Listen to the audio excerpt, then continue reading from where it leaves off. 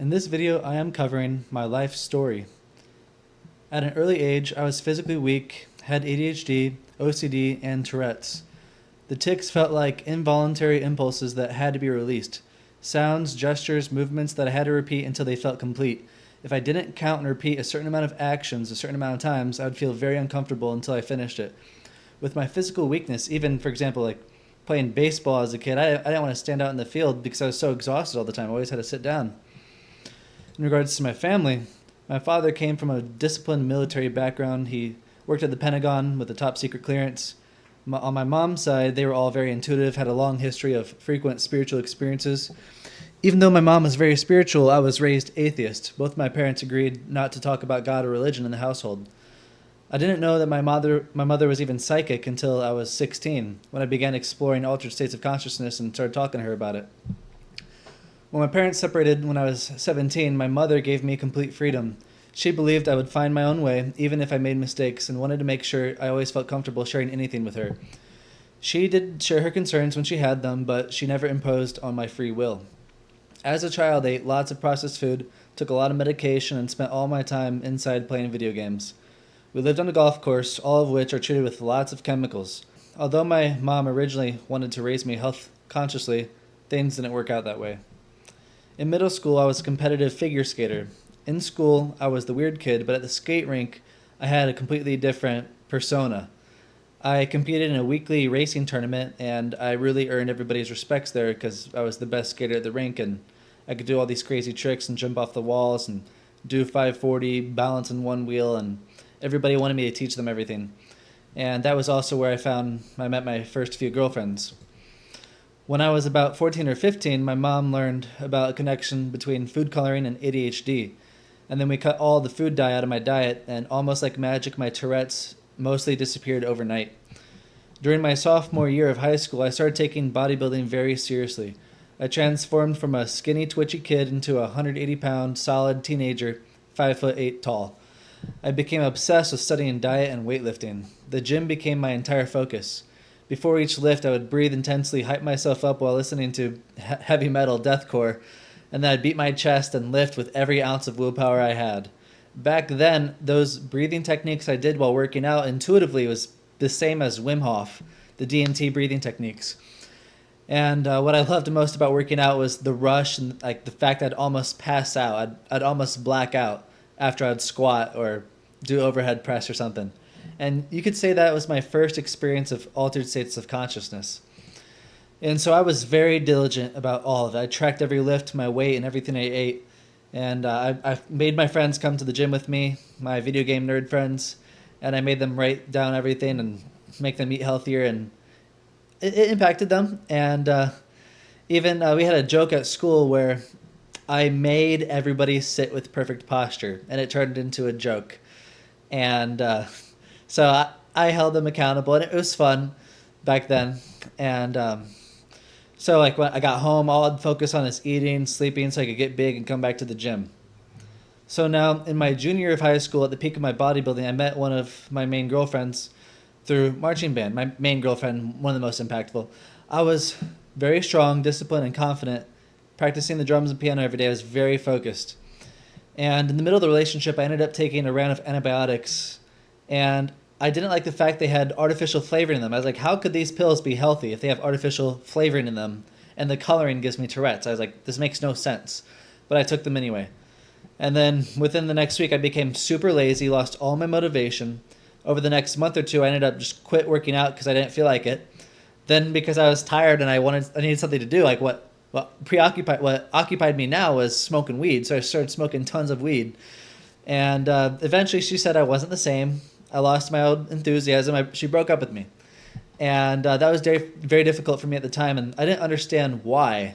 Back then, I did not connect the dots.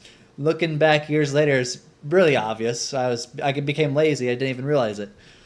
And so one of the friends I went to the gym with ended up taking mushrooms for the first time. And he told me about his 5 grams of mushroom in the dark, the heroic dose, like Terrence McKenna. And I became curious, and so I started doing some research. I was initially hesitant, but I was curious. It felt taboo, but there's something intriguing about it. And so as I studied psychedelics, I found out about astral projection, and that fascinated me. And I was like atheist at the time. I was like, if I can see myself outside my body, but my eyes are in my head, there's more to reality than that. And so I tried meditating, and I followed the astral projection YouTube tutorial where you try to grab the rope, that technique, if you know what that is. And so I was laying in my bed, I closed my eyes, I followed the technique, and after 20 minutes, I couldn't feel the bed anymore. I was vibrating, and I was so incredibly relaxed. It was very powerful, and I was fascinated. So I just started meditating all the time because of how awesome it was. And so it wasn't long after that until before I took acid for the first time.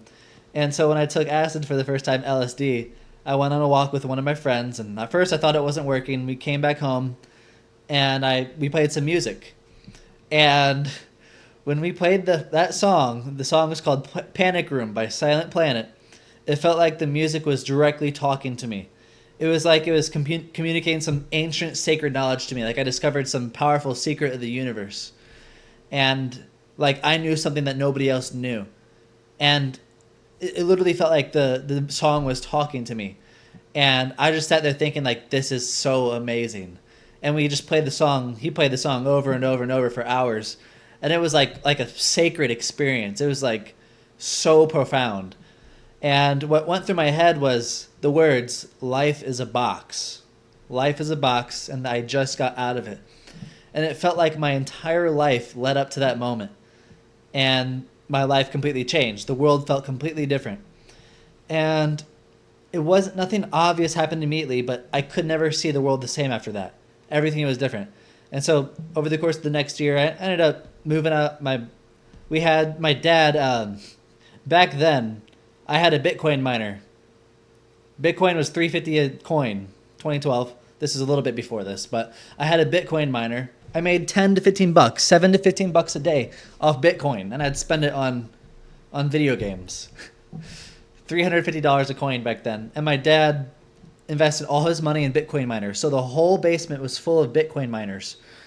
And eventually he got robbed of his Bitcoins. And so we lost our house, and my dad filed for bankruptcy, and we had to move into an apartment. And that was a very difficult experience for me, moving out of my childhood home. I was 17 when this happened, or 16. And when I was in the new apartment, I was like, I haven't meditated for a while. I really missed that. And I started taking the meditation seriously again. And then it gradually progressed into the point where I was living like a monk. I started shaving my head every new moon, wore mala beads. I just got some new ones again to, symbolize a return to what made me who I am. And I planned every minute around my day, around my spiritual practice back then. I woke up every day to walk at 4 a.m., meditated for 1 or 2 hours before school every day. Nobody taught me any of this. Nobody guided me. It just became to me naturally. And through my practices, I started having more and more profound experiences that completely changed the way I saw reality. And so back then, I used psychedelics like spiritual steroids to enhance my experiences.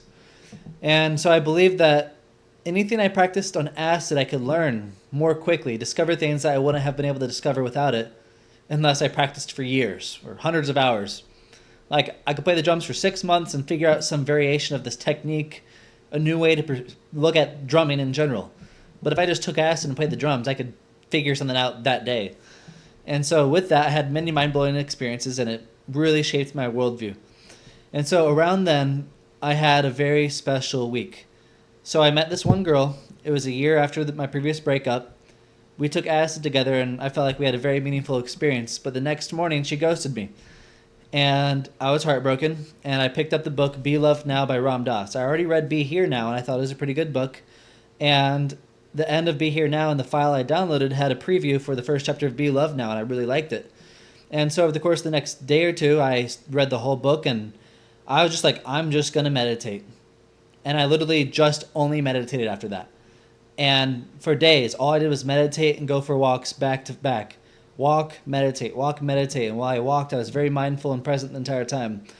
And I focused on the sadness, the pain in my heart, and I focused on that to cultivate love. And so the book is all about developing love, being love, not having love, but being love. And that's my number one favorite book of all time, Be Loved Now by Ram Dass. And when I read his books, it feels like, even though I'm reading it on my laptop, like he's transmitting some powerful spiritual power through my screen, blessed by Maharaji himself. And so when I'm reading this, it's like I'm just looking at a computer screen, but it feels sacred. It's literally just a computer screen, but it feels like it's literally like a direct connection to something incredibly powerful. And every time I read it, I always feel it. And so over the next week, through these meditations, I cultivated this powerful level of peace, this profound experience of peace. And everywhere I went, I felt this intense, this powerfully calming peace. And there's this one moment where I looked at the eyes of this girl at school. She didn't like me. She was often mean to me. But when I looked at her, I could see her family in her eyes, and that it was not personal for me. She was just projecting the pain on her family, and I felt compassion for her. And a few days later, there's this guy at school who robbed me before.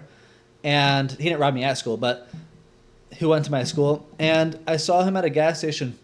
And before, I resented him. But in that moment, I felt nothing but understanding, and I sincerely forgave him. And I started just noticing all these details of my life and my environment I never noticed before.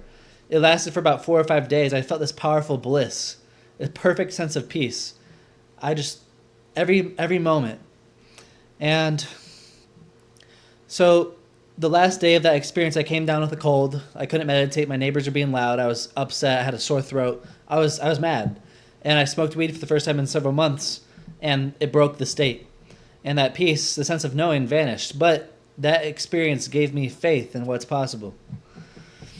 And so after that heartbreak and the loss of peace, I felt of practice for a while. And before I might forget this, I want to say something. In a moment when I talk about finding the diet, when I found the diet, I had a cooked patty from Steak and Shake to break my veganism, which I'll talk about in a minute. There's this cute girl at the register, and she very sincerely, she genuinely said, "You look so peaceful." And that was the last moment of that spiritual phase of my life. I talked about this peaceful phase I had right now, but even though I didn't experience that same level, I still carried a part of it. And that girl, she said I was so peaceful. And that marks the end of that phase. I just didn't want to forget to mention that because I forgot to write that. So I'll go back. So after that heartbreak and that loss of peace, I fell out of practice for a while. A few months later, I got back into it with more discipline than ever. And that's when I discovered fasting. And my first fast put me in an altered state that blew my mind. I was like, this is amazing. And I got addicted. I became obsessed. And I spent my days meditating, mindfully going for walks back to back, just like before. And I got deeper and deeper and deeper into it. And so I became vegan, thinking it enhanced my consciousness. I also ended up taking 2 HPV vaccines around that time because I had to take it to attend my senior of high school. And I was nervous about the vaccines, but I was like, I'm going to be a man and take the vaccines. I'm 18 years old now. I can't be scared of vaccines because I was fucking terrified of vaccines as a kid. I would fucking throw crazy tantrums to not get vaccines. But I still got all of them anyway. I got like fucking 40 vaccines. So I was nervous about the vaccine, but I took it anyway. I'm going to be a man. I'm going to get the fucking vaccine, whatever. And I got really sick that night. Got really sick. I never played basketball, but I remember I was going to go play basketball with a friend. I could not play. I had to sit down. I was like fucking out of it. Like something's not right.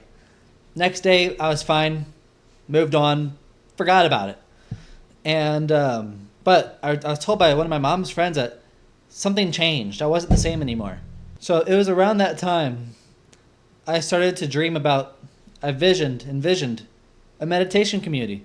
Back then it was about being vegan, but I fantasized about the off-grid community back then. And eventually it turned into Primal, but even then I wanted the meditation community. Just like I do now, it's just evolved. So shortly before I started fasting, I started studying the chakras. I focused on one at a time, spending 1 to 7 weeks per chakra, embodying every chakra as much as I could. During the root chakra, the first chakra, I'd focus on being very grounded and serious. I structured my days, slowed my speech, developed very strict routines. And everybody was like, man, you are so calm. You speak so much more slowly now and clearly. I used to be hyperactive and speak really fast, but at that time I was so clear and grounded. And then I moved to the sacral chakra, the second chakra. Then I forget about the routine. This is going with the flow. It's the water chakra. And then, every chakra, I'd embody the properties fully. And then I got to the third eye chakra. And then I started having cravings for raw beef sushi. And at this time, I was trying to live without solid food. I was only living off of fruit juice. And because I was trying to give up solid food, because I was trying to be breatharian. Because I thought that with meditation and spiritual training, I could live without food. And I was slowly weaning myself off of foods. And so the spiritual states began to become harder and harder to sustain. My energy drained and my willpower was breaking down. I didn't realize it back then, but my health was falling apart. I could not focus anymore. I was not feeling good. And I didn't realize the vaccines and the fasting really fucked me up. And I even forgot that I took the vaccines. I didn't even think about it. I thought I was just worn out because I pushed myself so hard. And so one day I was studying fasting like I always did. I was always studying. Everything I do, I always study. And I saw Cole Robinson, the snake diet, eat raw meat on YouTube. I'm like, this is what I need to do. I was on the third eye phase. I was focusing on my intuition, my instincts. Like, this is what I need to do. And immediately I got on the diet overnight. Went to Steak and Shake, had the cooked patty, and then I went to raw the next day. And, I ate some pasteurized cheese when I first started. I didn't know what I was doing. It took me a few weeks to get the raw milk but made a lot of mistakes when I first started, but I'll get into that in a minute. When I first started the diet, I felt amazing. I had so much energy. I felt wonderful. I felt powerful again. The improvement was immediate and very obvious. After months of deteriorating myself, I was finally nourishing myself again. I felt so good and decided to take a break from the meditation routine that I've been so strict on for so long. I thought I deserved some rest. And so I was bringing raw meat to school. The kids were freaking the fuck out. Nobody knew what raw meat was. Liver King didn't exist. Nobody's heard of eating raw meat before. This is 2019, and I would eat at school, and I'd get a crowd of kids like, "What the? You're gonna get sick. You're gonna die." They're recording me. One of them showed the principal. Fucking some kid told the principal I'm eating raw meat, and I got pulled out of class and like, "You can't eat raw meat. We're gonna get in trouble if you get sick." And I argued with him. He said you can eat raw meat in a room by yourself. I'm like, fuck that. I'm not doing that. So then I ended up carrying a gallon of milk and raw eggs through the halls instead. So I can't eat raw meat. I'll eat raw eggs and I'll have raw milk instead. And the principal was like, that the milk's gonna go bad. I'm like, do you know how cheese is made? And then he's like, oh. And then he let me go. He's like, whatever. And so I just suck eggs at lunch, have a bunch of eggs at lunch, drink it, and chug my milk. But back then I didn't realize you're not supposed to chug milk. But anyway, so I studied the diet all day, every day. I watched all the Severage videos. I watched Ogenus. It wasn't until 2 years later that I stopped listening to anyone but Ogenus. At first, I was taking Severage's advice. I didn't know who was right. I was experimenting. And so even I was still fasting and stuff with Cole Robinson. And so a few months later, I graduated. And I graduated school. I was sitting on my balcony in the sun, having my raw milk, eating my raw meat, feeling divine. It's like, oh, so wonderful. I'm free from the fucking prison of school. I almost dropped out of school because I was like, this is retarded. A diploma is useless. But my mom convinced me not to drop out. I'm like, I want to drop out just to make a statement that this is useless. But I finished school. And so I was just sitting in the sun, getting sun. It's amazing, listening to Bob Marley, Tame Impala, my record player. A few months went by. I saw the recipe Ogenus talked about the moldy raspberries. Like, eat the moldy raspberries. It detoxes vaccines. You're going to be tired for 1 month to 12 months, but you're going to have way more energy after. I'm like, I'm strong. I can handle being tired for a month or a year and then have tons of energy after that. I'm a man. I can do that. Then I had a fucking cup of moldy berry juice. A cup of moldy berry juice. Maybe a half cup. I don't know. 1 week later, I was so exhausted. I didn't have the energy to do anything. At the same time, I went to a music festival and I drank a shitload of super fermented cucumber juice. Detoxed the shit out of me. And at that festival, I started smoking weed again. And I was so exhausted, I couldn't do anything. It fucked me up. Like, that moldy raspberry recipe combined with the fermented cucumber juice and all that smoking, it hit me so hard. All that fasting and the vaccines finally caught up to me. I was in a very vulnerable state. And now if you detox too hard at one time, you're gonna damage yourself terribly. I fucked myself up so bad. And then all I did was smoke weed every day, all day. And I kept trying to quit, and I couldn't. And all I could do is watch videos on my phone, or I would just smoke weed and go for walks all day. I would listen to music. I would meditate sometimes, but it was never the same. I could not stay consistent. I would just meditate and smoke weed. I wouldn't meditate. I would smoke weed, listen to music, and smoke my cigars. When I finished the cigar, I'd unroll it into a bowl. And I'd smoke that. I'd smoke my weed. I'd put my wax on the joints. I'd smoke bowls with wax on it. I'd put DMT in the weed. I was smoking DMT and weed all day. And even before this, I was also smoking DMT, but I was smoking a bunch of DMT. And I started to have bad trips, actually. I didn't have bad trips before this. I started to have bad trips. And I didn't know what it was. It was my bad health. You're not going to have good acid trips, good DMT trips, good shroom trips if you're in poor health, for the most part. And so, it was really nice, actually. I enjoyed smoking. But I could not quit. I could not stay off my phone. After a few months, I was like becoming desperate. I'm like, what's wrong with me? At first, it was awesome. I was eating raw meat, smoking tons of weed, feeling amazing, sitting in the sun for hours, walking, hiking in nature for hours. And then I got so exhausted, I couldn't do anything. And every time I tried to quit smoking and get onto a routine, I just could not do it. And I was like, what's wrong with me? You're a fucking bitch. Why are you so lazy? I'd pushing myself harder and harder. I'd try to do a routine. I'd just burn out over and over. And so I felt like I lost who I was. Like my mind was so unclear. Everything was stressful. Everything was difficult. And I eventually had no motivation to do anything. I couldn't find my way back to that peace. And I just felt lost. And if I knew what I knew now, I could have prevented a lot of suffering. But I was misled in so many ways that fucked myself up really bad. I just didn't have the guidance as a young man. I was immature, and also I didn't know how to be healthy. And so part of the story is so I can help you prevent the same mistakes that I made, so you can, save yourself trouble and live a great life. And so look, back then, even though I was eating raw food, I wasn't doing the diet properly. I was eating raw meat and having eggs and drinking milk, but all the meat was frozen. All my butter was frozen. I didn't eat much butter either, just a little bit. I never made the lubrication formulas in the milkshakes. I chugged all my milk. I never made vegetable juice. I just had cucumber juice, but you still need the vegetable juice. And I didn't make it consistently. I had a low-quality juicer. It took me a year and a half to buy an Oster blender. I was using a shitty oxidizing blender. And I mixed lemon juice with my red meat. I would eat a pound of honey a day, washing my meat down with honey. That's going to ruin the digestion because you can't have too much honey with your meat. And so, my teeth got fucked up from all that honey and the fasting, the vaccines, and the lemon juice. If I ate honey, I would have horrible pain. I could not eat honey for a pretty long time, maybe even a whole year. I couldn't touch honey. And it was terrible. And so even though I studied autogenous for 100 hours, 200 hours when I first started, I still had no idea what I was doing. Just because you study the fuck out of autogenous doesn't mean you're going to connect the dots. That's why you got to read my book to really understand how to do it right. You're going to overlook so many things. Or I did, at least. And so on top of that, yes, I was still fasting, thinking it was detoxing me. I was doing cold exposure, thinking I had to make myself mentally tough.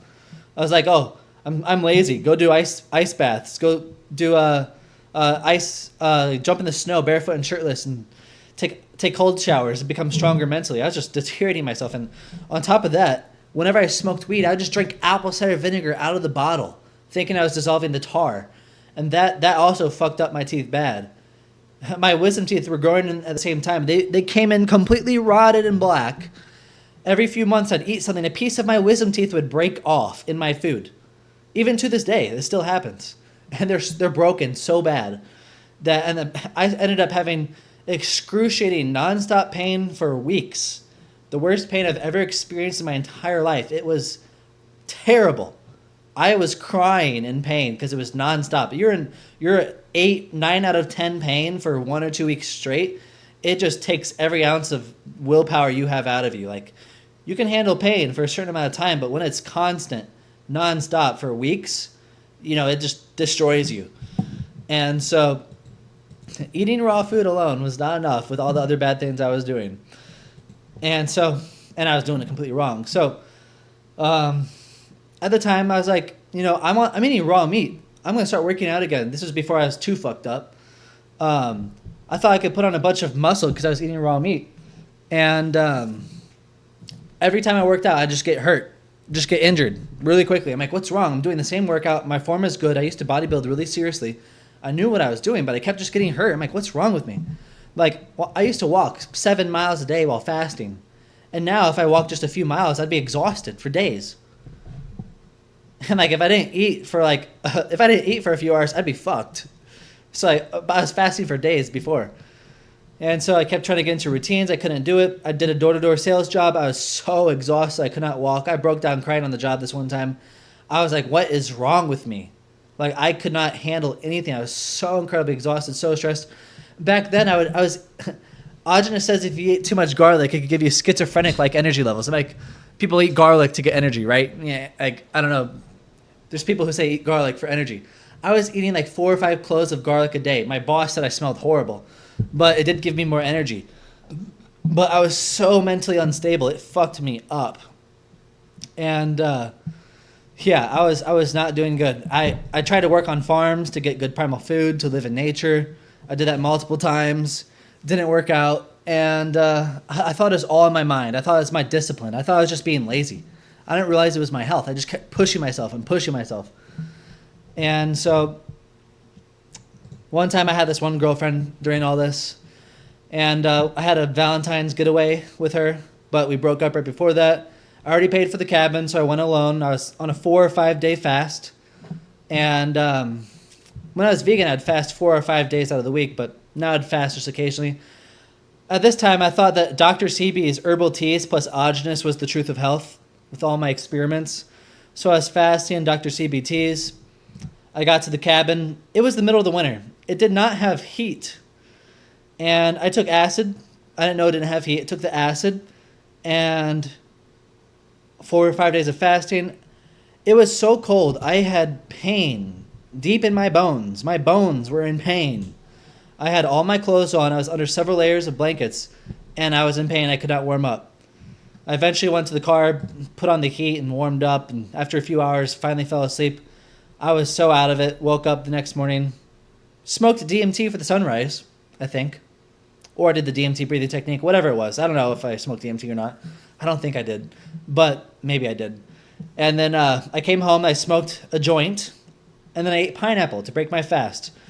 And so smoking weed while fasting, I did that all the time. Fucking terrible. Terrible to smoke weed while fasting. Horrible. And the worst thing you can do to break a fast is fruit. That's the most stupid thing you could ever eat to break a fast. You're putting a bunch of sugar in your body. You're going to demineralize yourself and create a protein deficiency. And yeah, so if you're going to break a fast, I don't recommend fasting, but if you're going to do it, break it with raw eggs. And don't eat fruit for like 2, 3, 4, 5 days after that fast. And so what followed after this was one of the darkest periods of my life. I moved out of my mom's for the first time, leaving my parents for the first time. And I ended up moving into this nice house in the woods. And I took 3 types of acid. And people tell me about double-dosed acid all the time, but it's never actually double-dosed. And back then, I'd take 3 types of acid. But these tabs were actually double-dosed. So this was during the 2020 Corona lockdowns, and like I was actually paranoid as fuck. I thought that we were going to lose access to raw foods, and that we were going to go to FEMA camps if we didn't get vaccinated. I saw these videos of Freemason trucks with coffins and all this stuff, and like I thought we were going to go through a mass depopulation and the world is going to become a slave class. I literally thought the world was going to end. And so I was absolutely terrified. And I took the acid because it's like, I'm going to take this acid to get myself straight. I'm going to fucking get my mind straight. Let me take this acid so I can like, ground myself and, like have an amazing spiritual experience because I just moved out of my parents for the first time. I have this beautiful house in the woods. And back then I was terrified. I was like, I did not get a chance to live. I'm 19 years old. The world is ending. I discovered the truth right before I die. The only chance I have to not die is to become rich immediately so I can leave the country and get a farm. And so that's why I moved out. And back then, at this time, I gave up my mala beads. I sacrificed my mala beads in a fire, thinking that I had to give up something important to me to create a physical manifestation in order to create money to survive. But I was doing this out of fear. This wasn't faith. You should never live out of fear. You can act in spite of fear, but you should not act in fear. Your motivation being fear. And I sold my drums, my piano, everything that was important to me. I deleted all my photos, all my bodybuilding pictures, every picture I've ever had, all my dream journals, all my trip reports. I gave up everything. And I was like, I need to give up everything. I need to focus everything on this. Let go of attachment, focus in the future. Let's survive. And I regret that. I wish I didn't do that. Because I wish I could show you my bodybuilding pictures. It'd give me way more credibility if you could see that. And all my journals, if I could reflect on that, I used to journal and write. All these realizations would flow through my mind constantly as a teenager.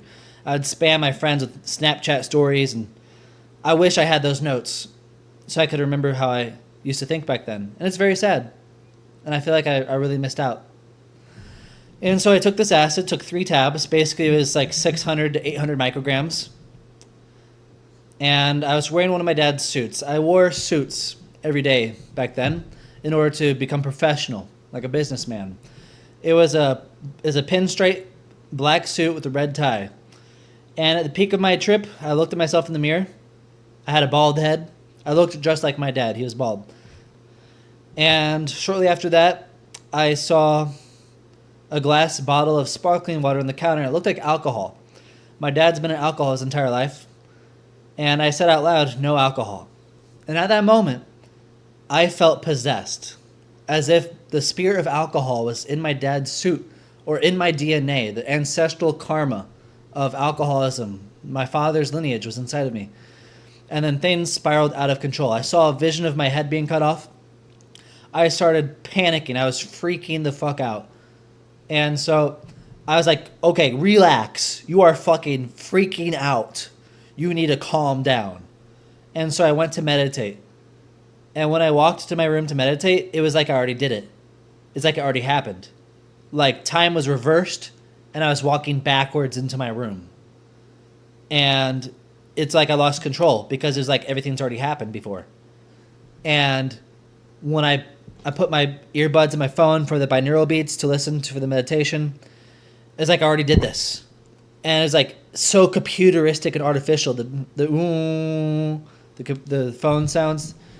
And I saw myself in third person. I saw myself meditating in my perfect posture. I'm like, this is me. I am this meditation posture. This is my identity due to my past. All my Tourette's went through my head. All my computer passwords, my whole life. Like, this is me. I saw myself and like, this is me. And then I had a flash, like lightning. I saw my body in the real world, full of tubes, and that I was in the Matrix. And I saw my entire life was in a loop. And I experienced my life. I go through the same childhood, same traumas, same life on repeat for all of eternity. Nothing ever changes. I'm just watching a video. My reactions don't change, nothing. And when I move out of my parents, I die. And that's when the program restarts. And I'm just the Scott Hall program. And then I saw that there are no other programs. Nobody else is alive. Nothing exists. My entire life doesn't even exist. And that this has happened for millions of years. And will continue to happen for millions of years. And there's nothing I can do. Life not only doesn't exist, but is completely meaningless. And I am trapped, and I am in a forever prison of eternity. That was true hell. And I saw that the agents were going to come wake me up from the Matrix to reset me. And I was like, I need to go. So my first instinct was to grab my backpack. I grabbed a gallon of ground beef from Amos Miller from my fridge. I grabbed a gallon of milk. I put it in my backpack. I tried to zip it up the best I could. And then I grabbed my car keys and I blacked out. It's funny. I didn't think about to get junk food. I grabbed raw meat. Even though I was blacked out, my body still grabbed raw meat. That's how deep it is. And so I blacked out. The next memory I have, I was at a stop sign in my car. I remember waiting and turning. And then I remember being on the side of the road looking at the cars, stopped in the middle of the road. They were looking at me. I didn't see them looking at me. I looked both ways. The whole world was collapsing in on me. The next moment, I was standing naked in a neighborhood. I looked down and saw my penis. And I'm like, oh, I'm naked. And it's weird. It's like the people in the Matrix and like the spaceship were like watching me and they're laughing at me. And then next moment, I was on a golf course praying to God to let me live. I was begging God to not kill me. And God told me the only way I would be allowed to live is if I served the rest of my life as a sacrifice to save humanity. And I saw that in that, what that means is I'd have to be willing to undergo extraordinary torture, to experience the most excruciating pain that could ever be experienced, because that's what it means to surrender to God. That if that is what's required, you accept that you would do anything to fulfill your destiny. And I was not willing to do that.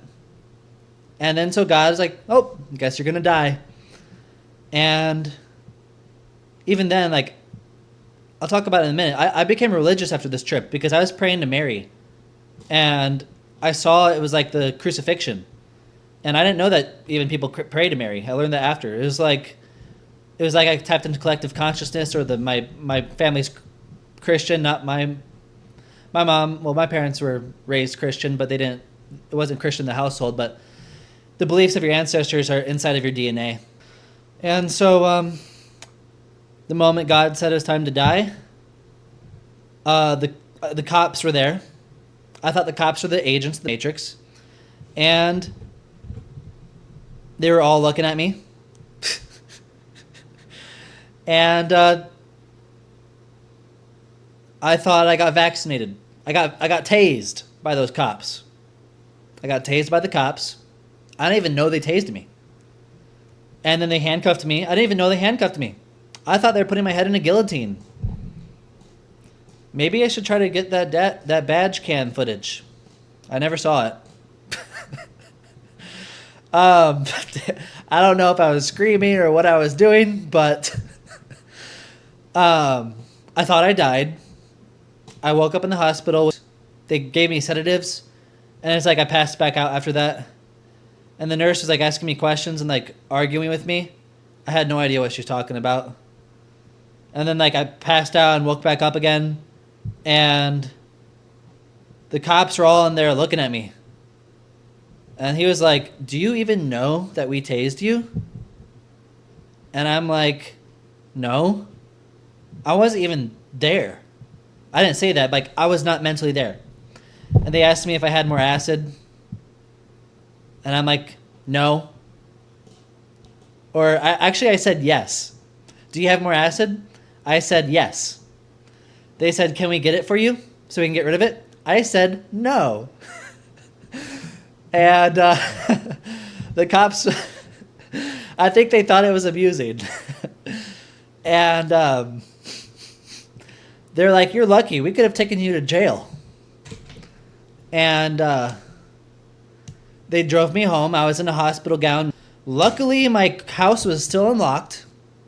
I went inside. I had a little bit of weed. I was like, I'm going to try to enjoy the rest of this trip. Wasn't really possible. I was fucked up. And so numb.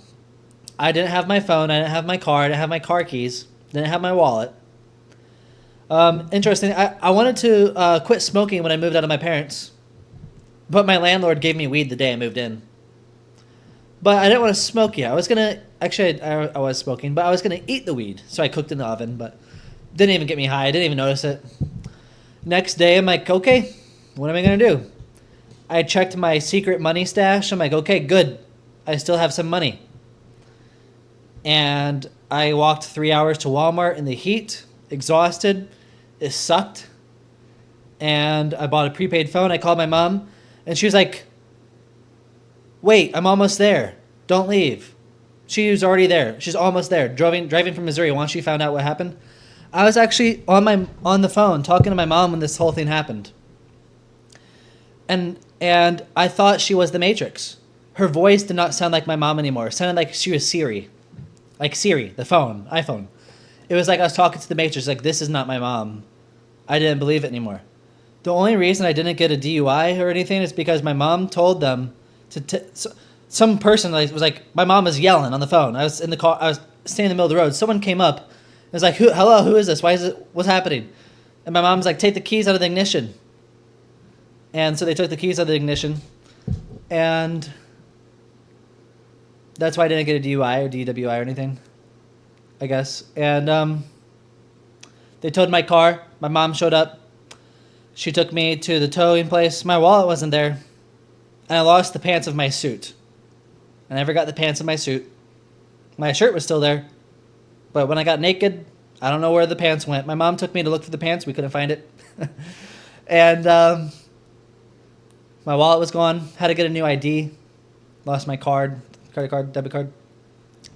Went home, and my mom hung out for a bit, and then she drove home.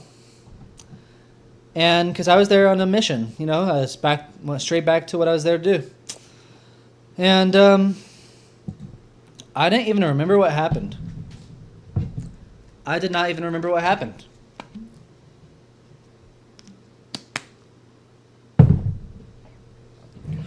And I just got straight to work with what I went there to do, follow Dan Pena, the QLA business methodology.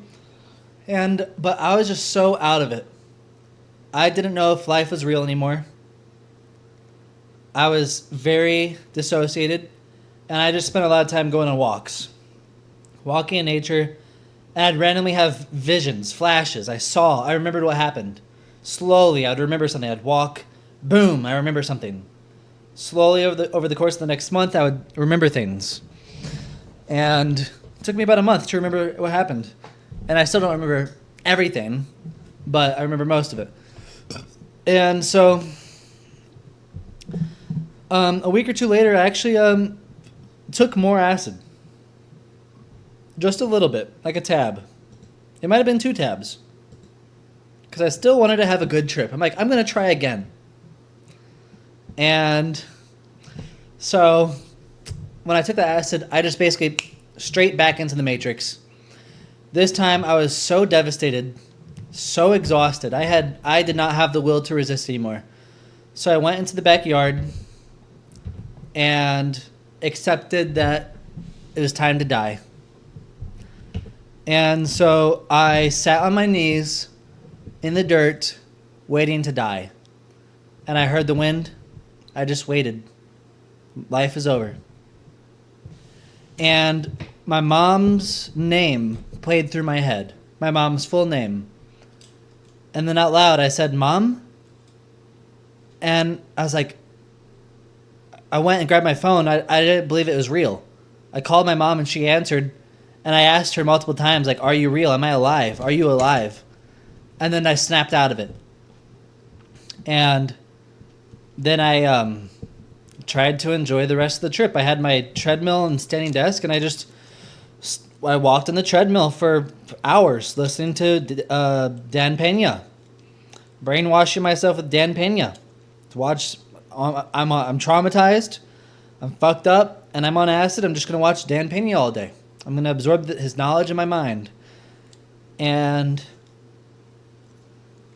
yeah. And I even remember Dan Pena in one of his videos saying, like, tongue in cheek, he's like, I am the devil. And when I was tripping, I was like, should I be doing this? Is this who I should be listening to? And I'm like, I have no choice. Whether he's the devil or not, it's the only way I'm going to survive. Living out of fear. And so, a week later, I spent 4 days in complete darkness.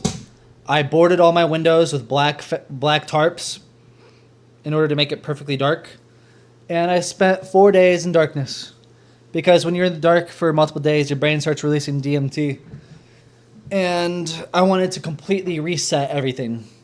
Just meditate all day, think about my entire life. And I was praying to God, please don't send me to prison. Please don't make me a sex offender.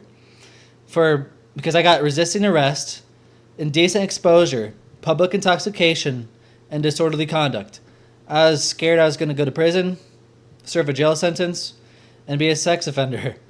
And so I was praying to God that that wouldn't happen. And I was meditating, praying, God, please, let me live. Let me, please, allow my purpose in life to be to develop this community. The only thing I want to do with my life is develop this community so I can have children and raise future generations holistically. And I thought to myself so hard, how can I add the most value possible to the world so that I can have a reason to live? So that my life is worth being saved. So I'm allowed to live. And I thought to myself, raising several generations of children in the perfect diet and the perfect environment, free from trauma and degeneracy, and dedicating my entire life to my children, to setting up everything up for my future lineage. That's how I add the most value possible, because my children will be smarter than me. They'll be free from trauma, and there'll be a lot more of them than just me. And I prayed and prayed and prayed for those days. And when I got out of that trip, out of that retreat, I had a sense of peace again. I was meditating for the next week. I was back in my meditation routine. I felt connected and at peace. And I thought to myself, Dan Pena says you have to be laser focused. If I'm going to make this money, I have to give up meditation. I have to give up everything. And so I gave up meditation. And that was the last time I experienced that type of peace. And that was 5 years ago. And that was the last time I had a safe home and money where I could meditate in the quiet without hearing neighbors, without hearing lawnmowers. I lived in the woods. It was very nice. It was very peaceful. And I had the time to meditate. I didn't have to focus on anything else if I didn't want to. I had money. And I gave up meditation. And so I was studying Dan Pena all day long. I was interviewing accountants and lawyers, researching for industry experts. I was doing Toastmasters online, but I didn't actually get to do it. I tried to, but it was all shut down because of Corona. I didn't want to do online presentations. I took improvisation acting classes. I went to a Freemason lodge and interviewed Freemasons because when I got possessed, I felt Freemason energy. Apparently, I have Freemasons in my family, just a Freemason grandpa. And on the female side of my family, there's the Shriners. They aren't high degrees or anything, but apparently it's in my ancestry, so I connected to that in that trip. It was a very ancestral experience. And so I went to the Freemasons. They joked about there's blood in the carpet from an animal sacrifice, and it's very sketchy. And at the time, I was a Christian, and they didn't like when I talked about Jesus. And I went to Rotary meetings, all the Rotary meetings. I met a 32-degree Freemason, talked to him. I didn't keep in touch, but talked to him. There's a lot of Freemasons at these things. And all the police officers, everybody there at the Freemason Lodge, almost all of them are police officers. Almost all the cops are Freemasons, at least there.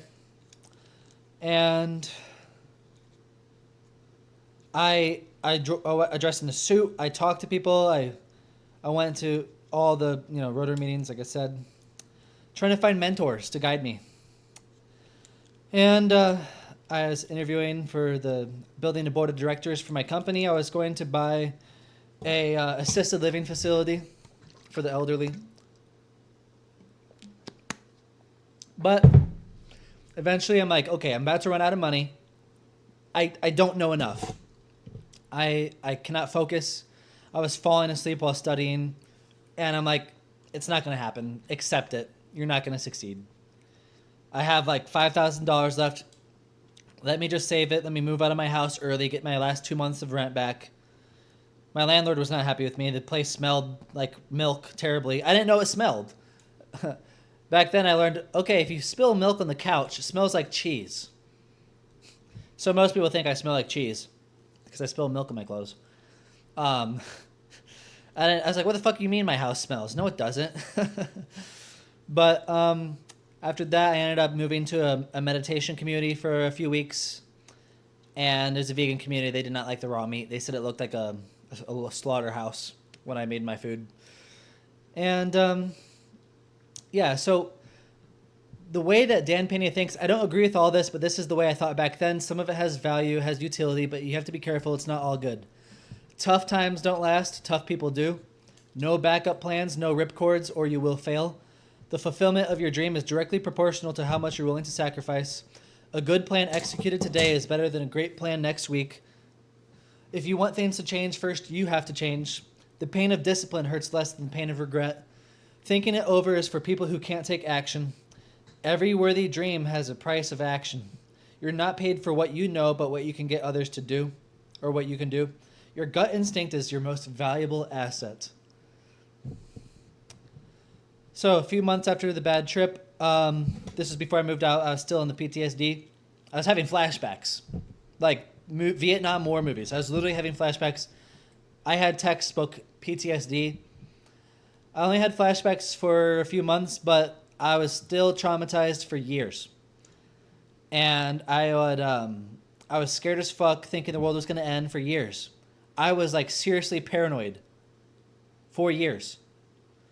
And one reason it was even worse, in order to purify myself, in order to reset my trauma, I drank a cup of tobacco juice. I ordered some green tobacco from the Amish, fresh tobacco. It's juicy. It's not brown. It's green. It's still juice. I ran it through my juice and I drank it. I threw up a bunch. I got erectile dysfunction for 2 weeks, and I got extreme tactile sensitivity. If I touched paper, like the egg carton, or a paper, or the fabric in my car, if I touched my shirt with my hand, I would cringe like nails on a chalkboard. It would be so uncomfortable. I could not handle anything. I was a fucking, what's it called? A basket case? I was a fucking mess and paranoid as fuck. And that lasted for years. And if I get really stressed, I still have that weird sensitivity sometimes. But if I knew what I knew now, if I knew how to source the proper swordfish quality in the tuna, and I ate fish with sour cream, I could have fixed that in 6 months instead of having to wait 5 years. 4 or 5 years. And here's something interesting. If I touched the snow barefoot, I would have a full body fucking cringe. It was horrible. So I couldn't do the cold exposure anymore. And so shortly after that, I tried high meat for the first time. And it gave me hope that there is a possibility of, being okay. I felt good for the first time in a long time. And I did, not just because I was stimulated, but I actually felt good. And I started eating high meat regularly until I ran out. But I didn't make more for a long time. So I didn't have high meat for a while. And so eventually I started eating high meat every day. After about a year later.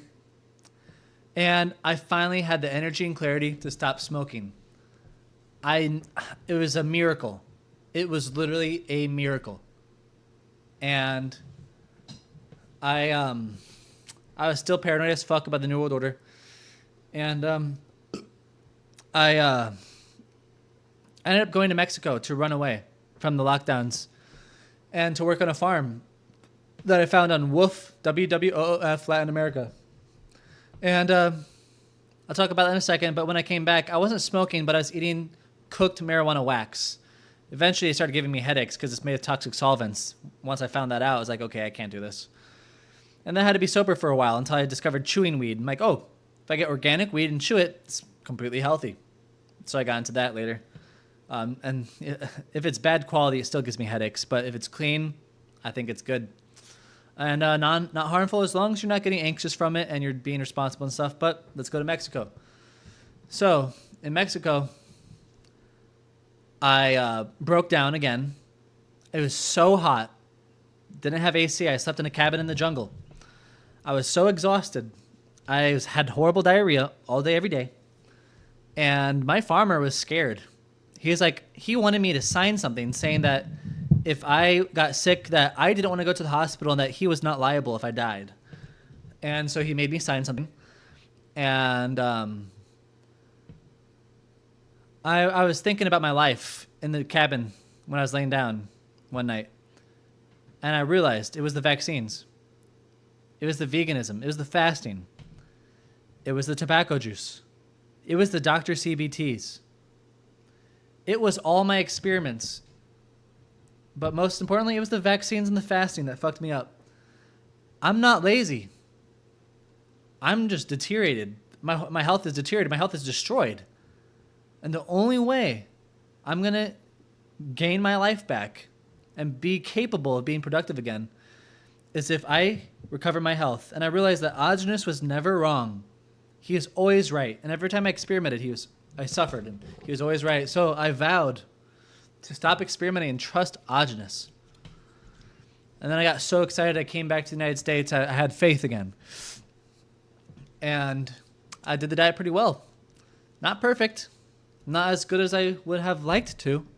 Because 6 weeks later, I got evicted and became homeless. And I was like, fuck. If only I did the diet better while had a home. Like, I knew. I was relaxing. I had faith again. I could relax a little bit. I felt a little bit better.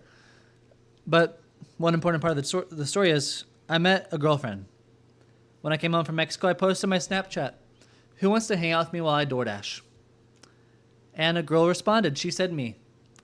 And this girl, she followed me years ago. She always loved my stories. She thought I was really cool. She really liked me. Eventually, I deleted my social media, and when I came back, I posted a video of me eating raw meat, and people were reposting me. Everybody knew me at my hometown. People knew me as the raw meat guy. People recognized me in public regularly. And she was like, oh my God, give me his Snap. And then she got my Snap and then got back in touch with me. We hung out. And I ended up finding out she had a boyfriend. And I was like, oh. Or I joked about like, hey, you taking boyfriend applications? She had a boyfriend already, but she was flattered. I hung out with her the next day or 2 days later, maybe 3 days. She broke up with her boyfriend because she liked me so much. And and then we hung out almost every day. And then I got evicted. I became homeless. I got evicted because my mom broke her foot, and she let the dog out without a leash, and she was parking in the neighbor's spot for convenience and stuff. They complained. We got evicted. And her family really didn't like the fact she was dating a homeless guy. They knew me before I was homeless. They liked me until I became homeless, and they didn't respect her.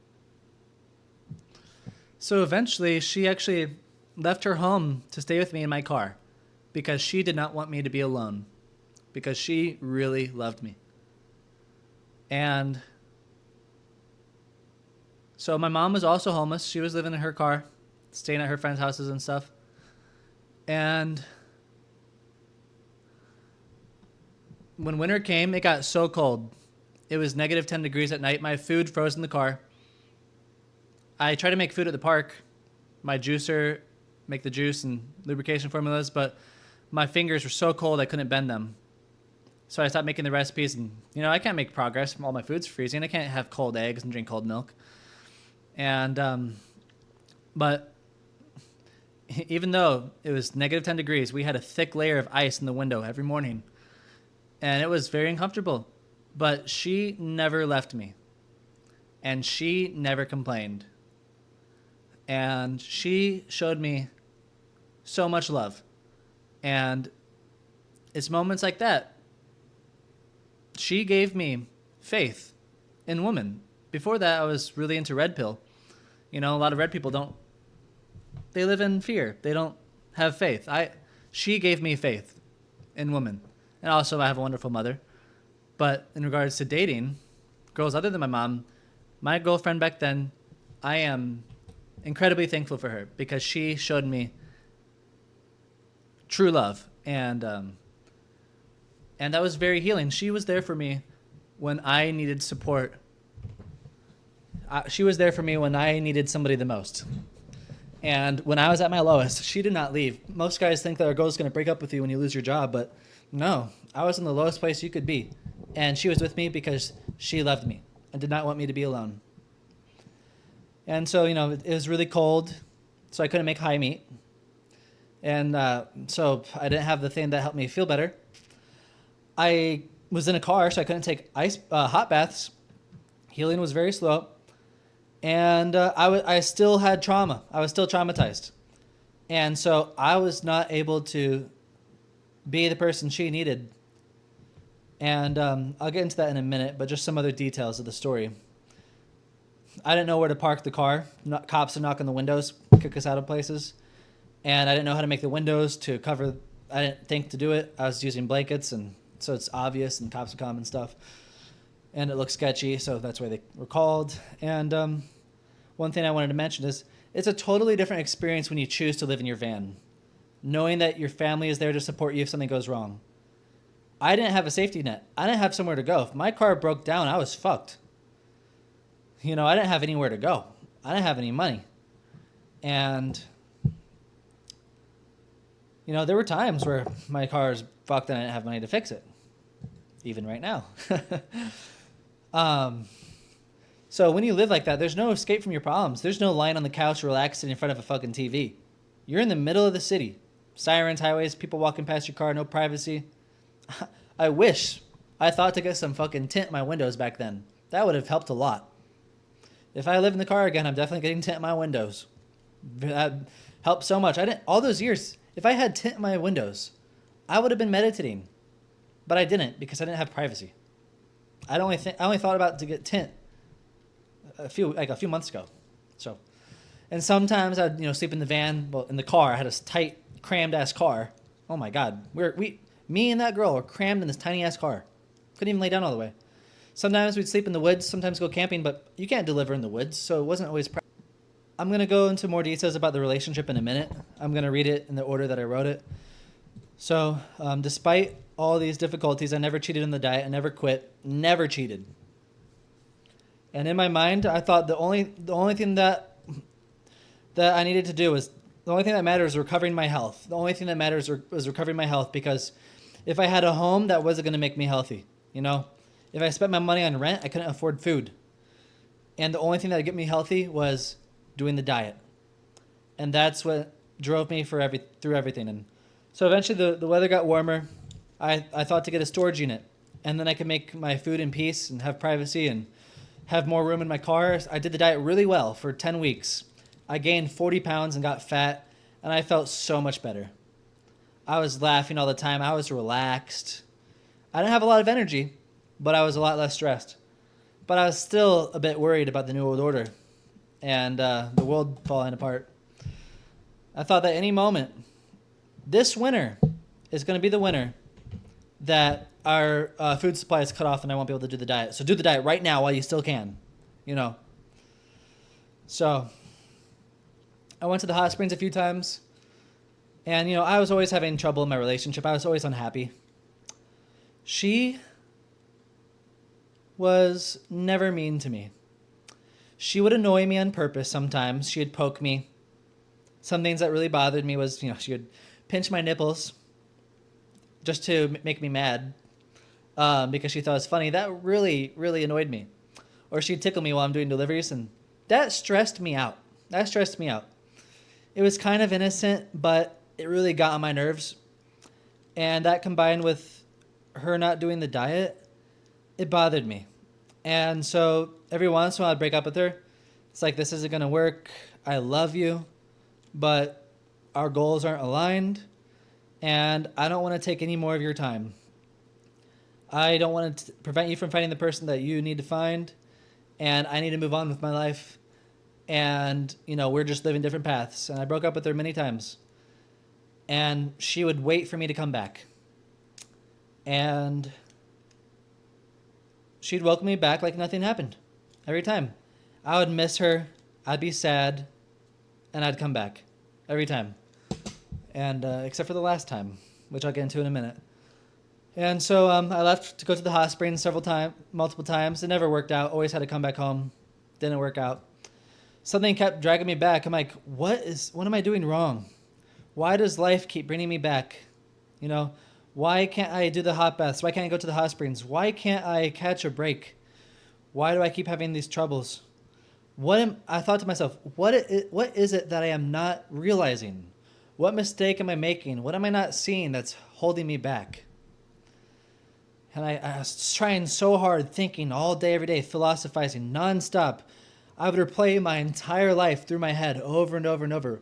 Why did I do what I did? Why every decision I've ever made, what was the motivation behind it? What did I expect? What did I feel?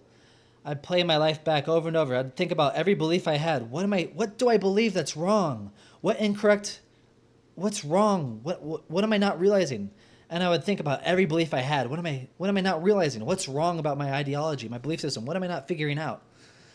And I thought and thought and thought and thought and thought for years.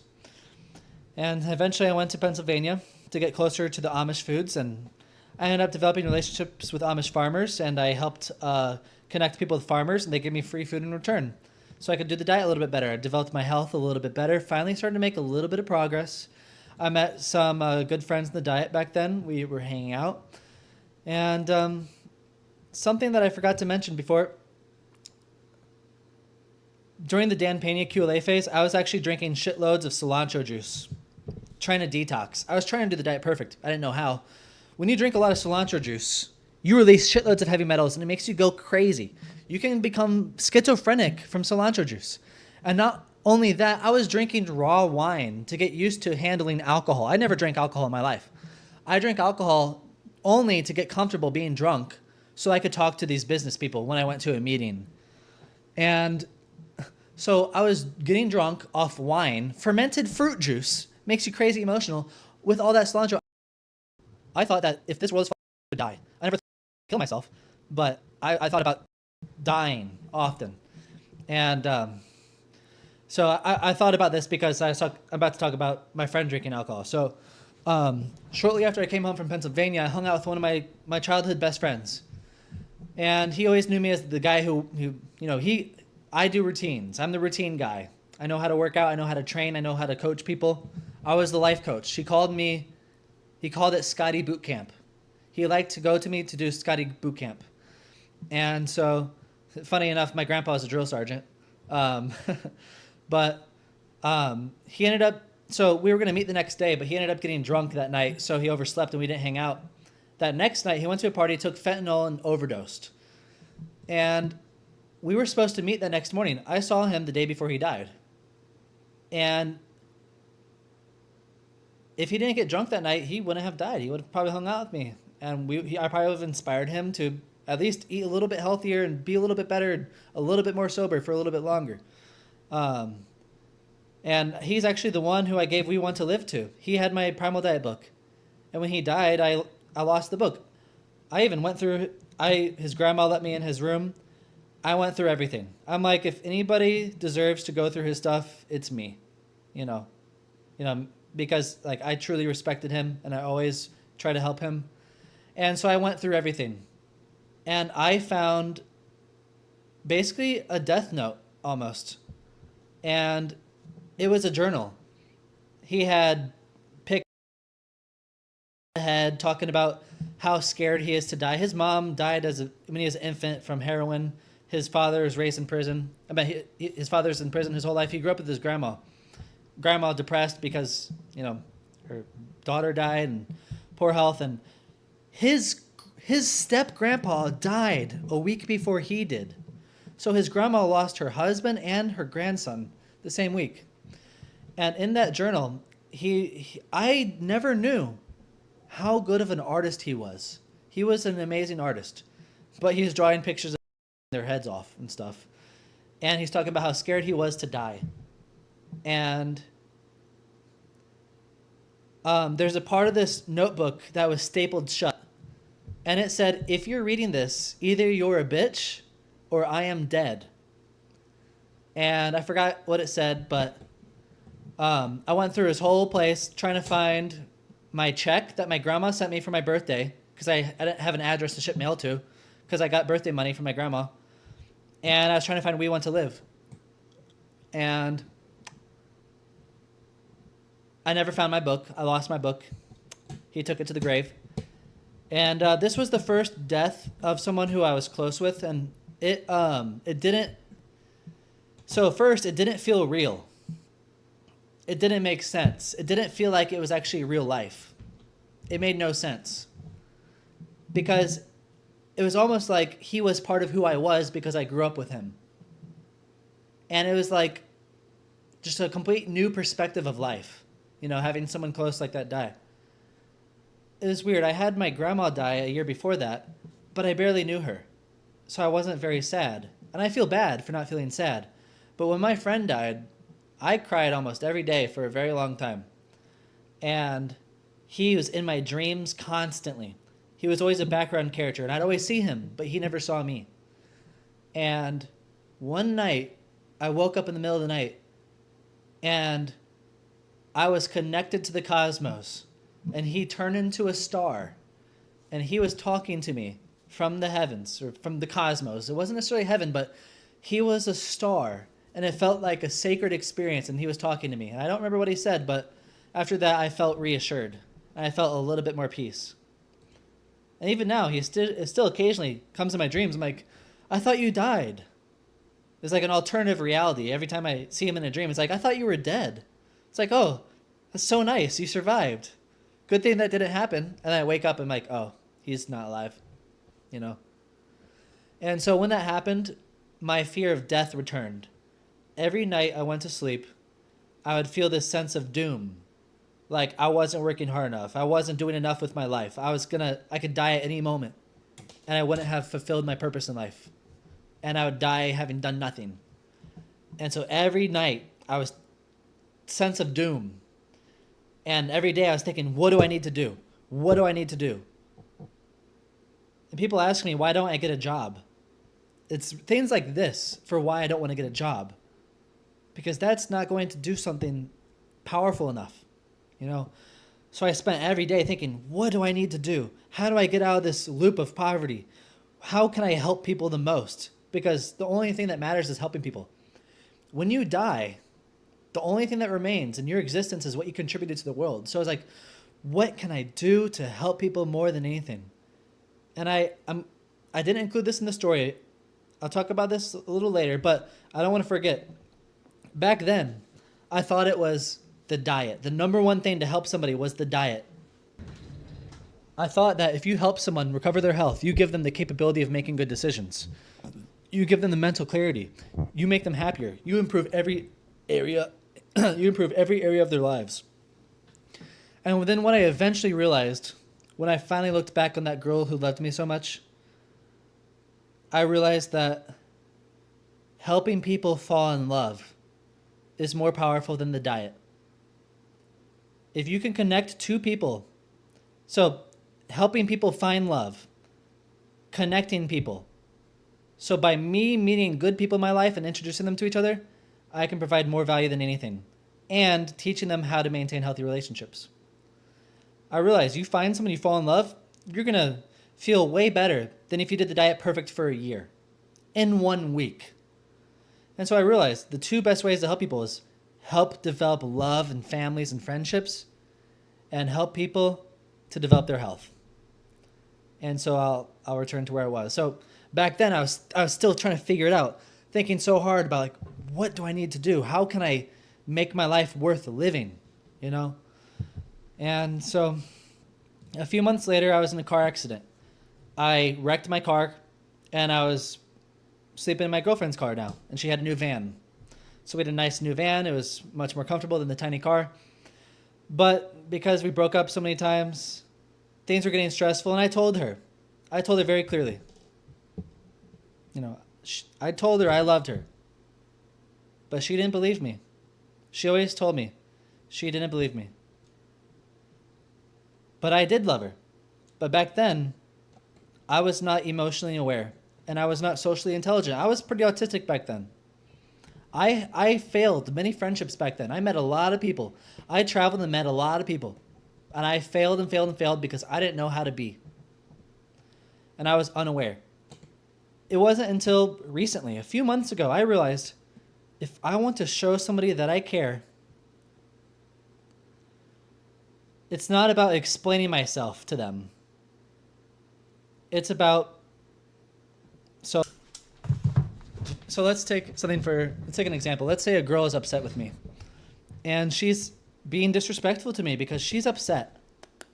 and she's telling me, I don't care, I'm not listening, or whatever, instead of explaining myself and why she's seeing things wrong and correcting her disrespect, like, you can't talk to me like that, take all the hits, you know, and correct after. And what I mean by that is not to let yourself be abused, but let her say whatever she wants. Don't take it personally. Don't be upset by it. Don't take offense to the disrespect. Let her say what she wants to say, and you say, what can I do to make this better? What can I do to make this right? See what she says. I care, and I want to figure out what we can do to make this work. What do you think we should do? You know, let her suggest. If she doesn't know, you can give an idea. If she's really being hostile, you can ask her, do you want this to work? You know, honestly, not in any type of negative tone, but genuinely ask, do you want this to work? Do you want to work this out? Because I do. And then once your hearts come back together,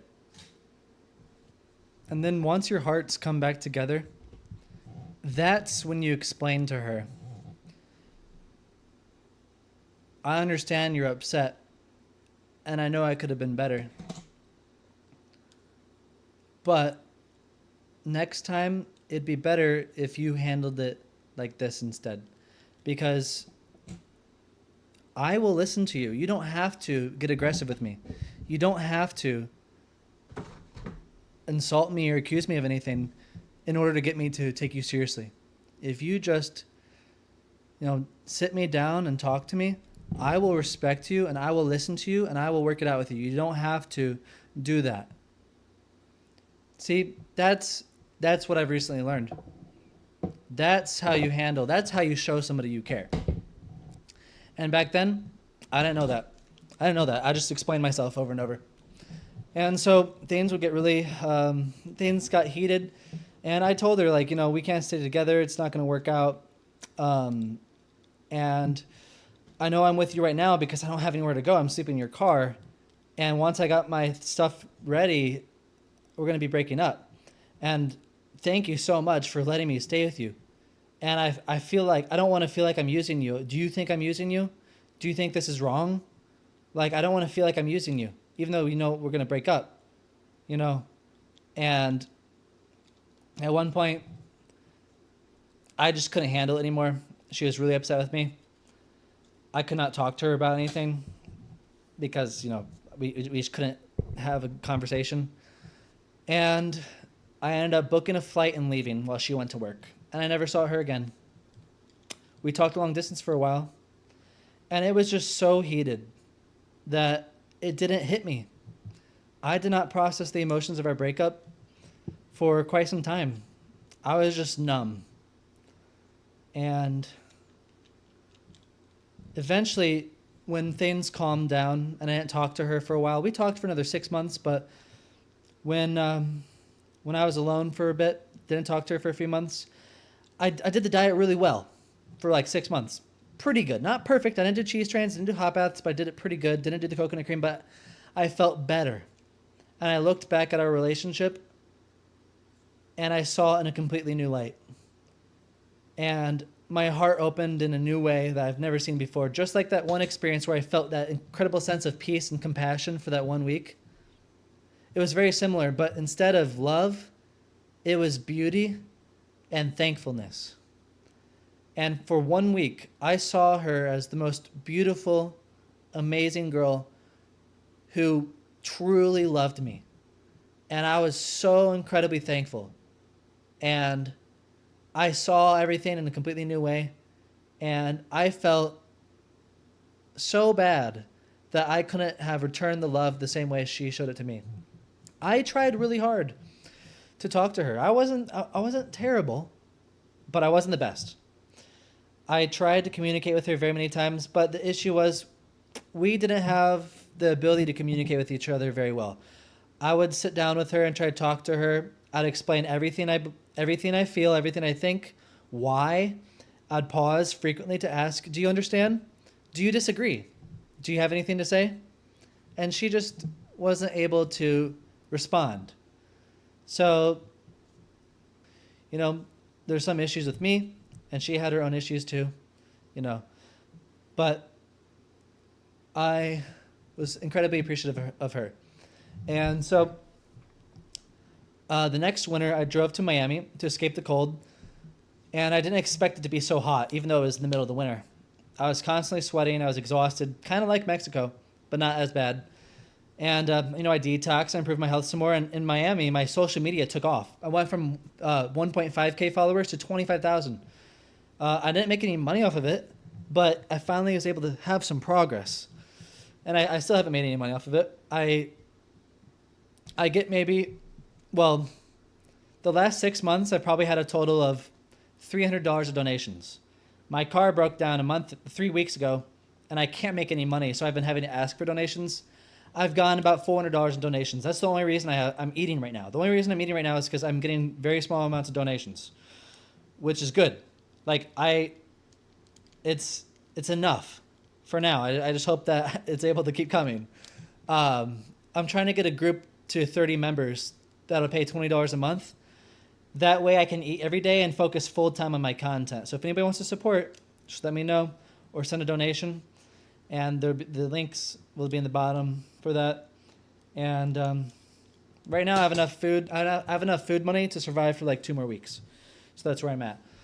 And so in Miami, I went to the beach every morning. I would sun gaze most mornings, walk around.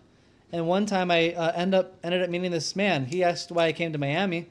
I said I was a raw food chef. I was making food for a wealthy client in the diet. That's why I went to Miami. And I explained the diet to him, and he was a real estate investor, professional in combat sports, and a former male model, and ran a massage company. We ended up hanging out the entire day. He gave me $100, and him and his wife got on the diet overnight. And I ended up hanging out with him several hours every day. I'd go to his house, his apartment, every morning for like a month, and we'd hang out for like several hours. I'd teach him everything about the diet and make food for him and his wife. That was really cool. Now he's like about to literally buy a farm, and he'll invite me to the farm. I can go there whenever I want, and he's a good friend. It's really cool.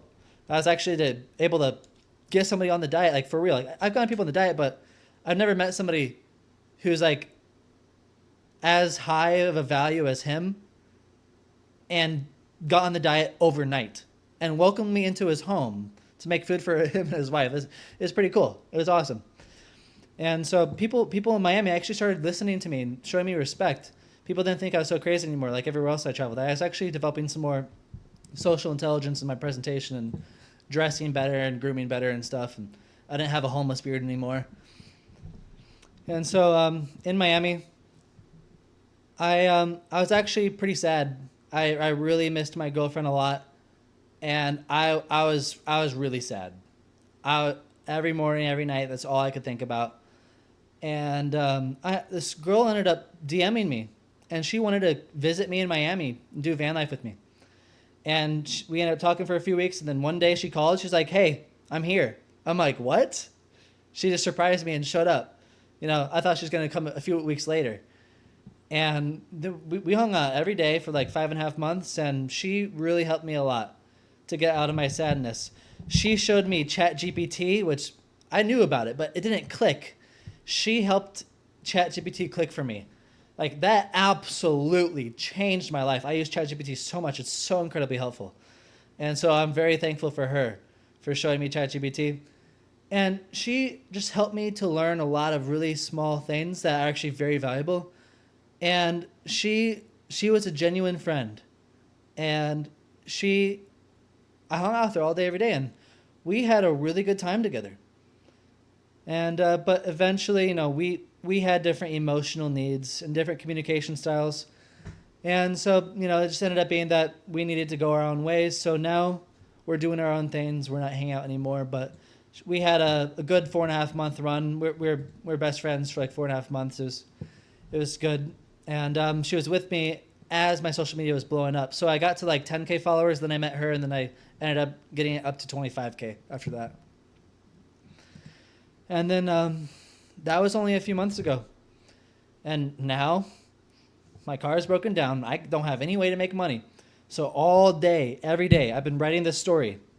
I'm writing a manifesto, a cultural, practical guide for the community and the vision, meditation, psychedelic guide.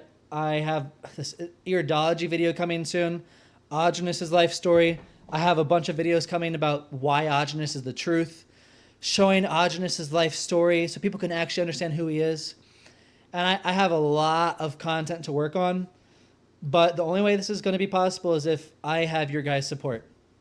I need your support. I'm lucky enough to have a friend who's letting me live with him for free right now, but I need money to eat. I'm not blowing it on anything. All I need is money for food. And I am in a little bit of debt, a few $1,000s in debt, which I'd really like to pay off to a friend. And so right now, I'm just going to be working, grinding this content, really focusing on the social media, improving the relationships with the Amish farmers. I'm talking to a few different farmers.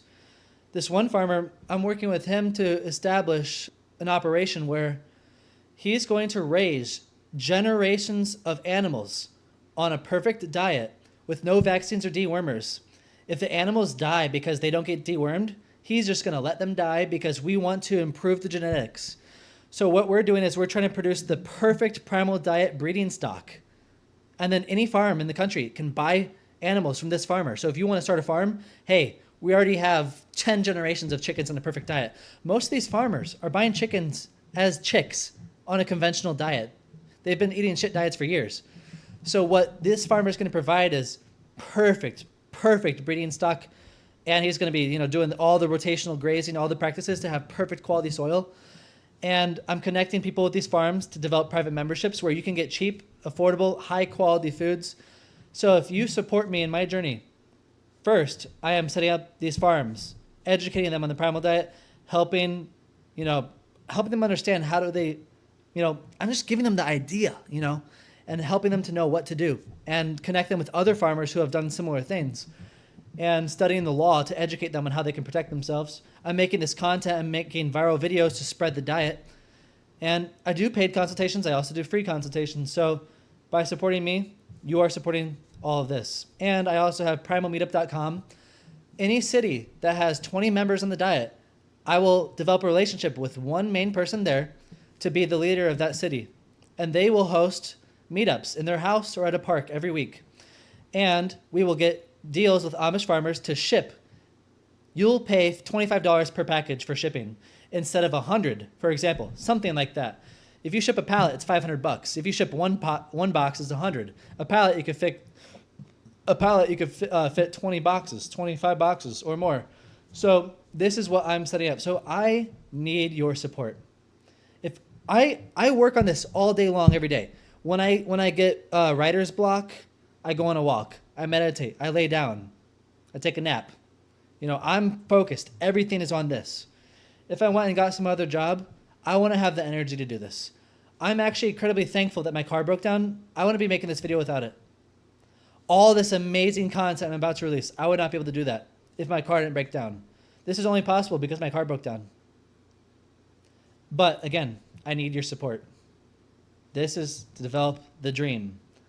And now you know my story and why I am so devoted to this and why this is what I care about most. And you'll see soon in the videos I'm about to make that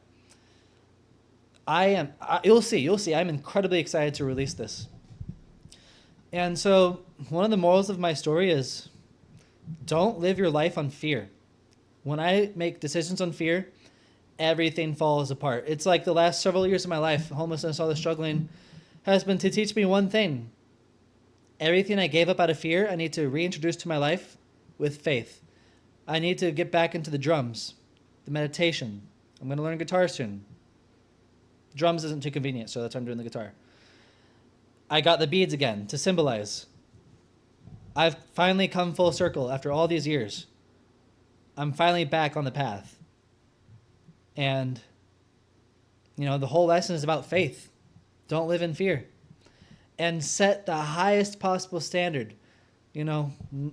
What's the most meaningful, impactful thing I could ever do with my life? And that's what I am working on now. And by supporting me, you will help me to achieve that so I can add maximum value to the world. Thank you.